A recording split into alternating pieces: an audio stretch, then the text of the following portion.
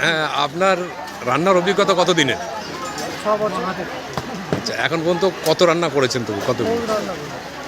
অনেক ধরনের তেল দিয়ে রান্না করেছেন। আজকে যে বিয়ে বাড়িতে আপনি কত হাঁড়ি রান্না করেছেন? আজকে 12 হাঁড়ি, কত লোকের অ্যারেঞ্জমেন্ট ছিল? 1200 লোক। 1200 লোক। তো টোটাল আইটেম কি কি হয়েছে আপনাদের?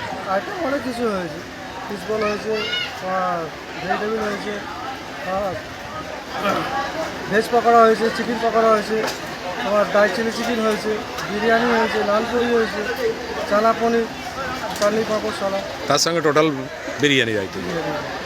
টোটাল যে তেল আজকে নতুন একটা তেল দিয়ে রান্না হলো, যে ভেস্টিজের রাইস ব্র্যান্ড অয়েল, এই অয়েলটার সম্বন্ধে আপনি কি বলবেন? অয়েল ভালো, তেল ভালো। পরিমাণ? তেল তো আগেও কাজ করেছি আমি, তেল ভালো। মানে কতটা সাশ্রয় হয়েছে এই তেলটা? অনেক তেল আছে, অনেক সাশ্রয় হয়েছে।